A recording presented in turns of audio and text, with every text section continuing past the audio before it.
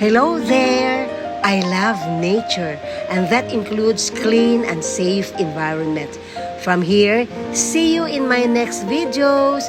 Please don't forget to like and subscribe. Crisilda Flores at Chris Miyasako. Hello everyone! Ang itatampo ko ngayon dito sa aking video ay ang aming neighborhood. Nakatira kami dito mahigit kumulang 10 taon na at napamahal na sa amin ng husto ang neighborhood na ito. Tinatawag nga namin itong a home away from home. Ito ang Homidanchi. Matatagpuan ito sa Aichiken, Toyotashi, Homigaoka. Ang Homidanchi ay isang nature-friendly na environment.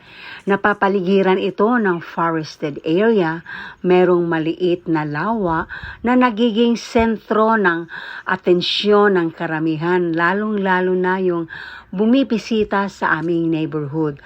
At napapansin ninyo, tahimik yung kapaligiran ng Homidanchi. Meron itong 142 buildings, 2 elementary schools, isang post office, isang dental clinic, isang medical clinic, at isa ring grocery store. Kompleto actually ang Homidanchi. Wala ka nang hahanapin pa. Sa humigit kumulang na 10 taon naming paninirahan dito ng aking pamilya, ay natutunan talaga naming mahalin ang Homidanchi. Hindi lamang ito tahimik na neighborhood, malinis at may orderliness sa kapaligiran. Heto yung aming post office. Maliit lang siya pero talagang ramdam namin ang serbisyo. Heto nakikita ninyo yung mga buildings na nakapaligid sa area ng Homidanchi. Ang Homidanchi pala ay under sa UR management at kaming lahat ay sumasailalim sa mga patakaran o mga rules and regulations ng UR sa lahat ng mga residente dito. By the way, ang mga naninirahan dito ay mula sa iba't ibang bansa.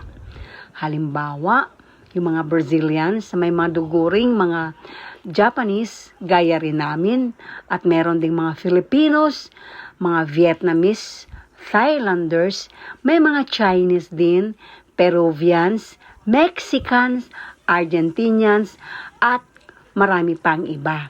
Marami rin mga Japanese na nakatira dito dahil mura nga ang pabahay na ito at talagang abot kaya lang ng bulsa. At the same time, yung security namin dito ay talagang nakakahanga din at ikaw ay parang secured sa isang lugar. Heto yung mga iba pang mga buildings. At kung titingnan mo, amazing yung ibang design ng buildings. Gaya nito, halimbawa, akala ko nga noon ay para siyang department store or isang university or commercial building, but it's still an apartment here in Homidanchi. Ayan, natatanaw natin yung grocery store natin namin o yung Fox Mart na kung saan dyan kami namimili ng aming mga pangangailangan. Heto yung kindergarten school at the same time parang daycare center na rin siya. At yan ay nilalakad lamang ng aming mga anak o ng aming mga apo.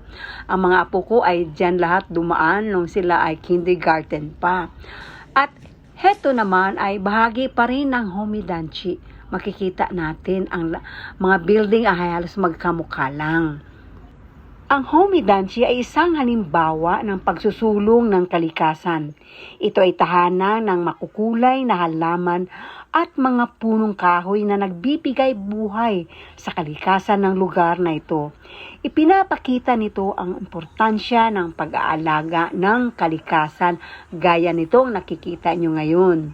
Aside from that, ang Homidanchi ay mayaman din sa kultura at kasaysayan dahil na rin sa iba't ibang mga lahi na nakatira dito.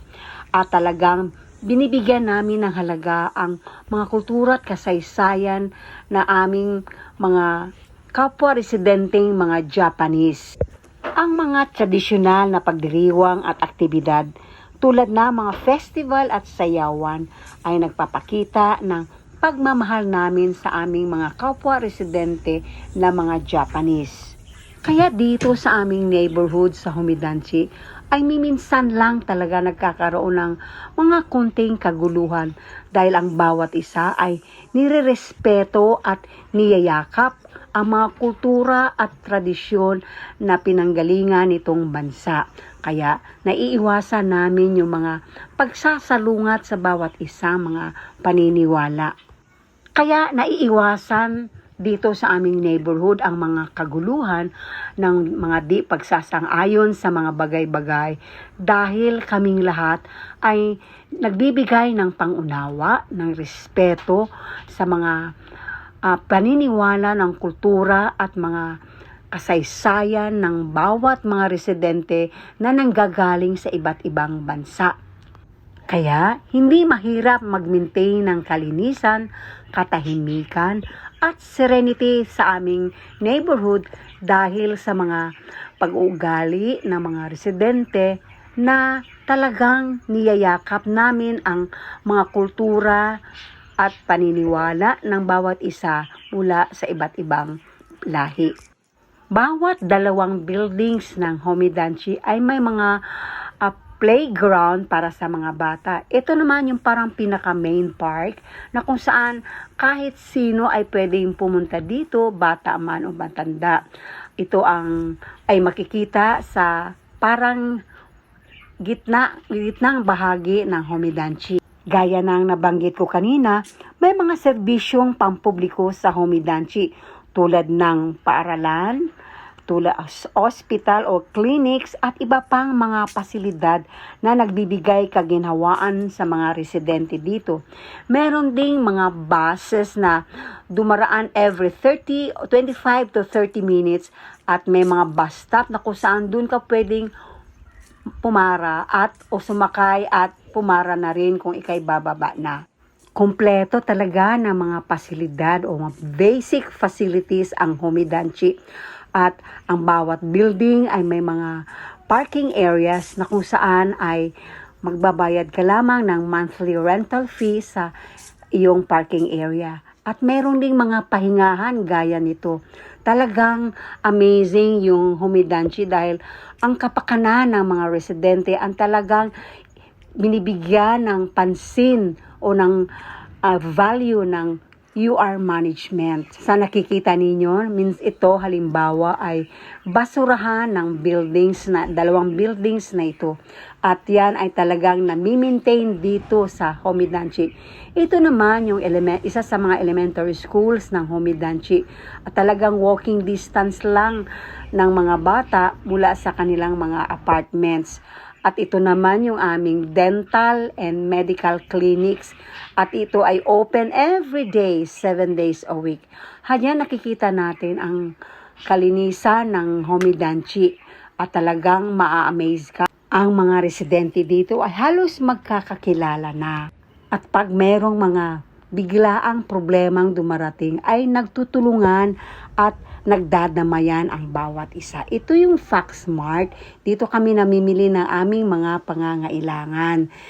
At kumpleto ito dito.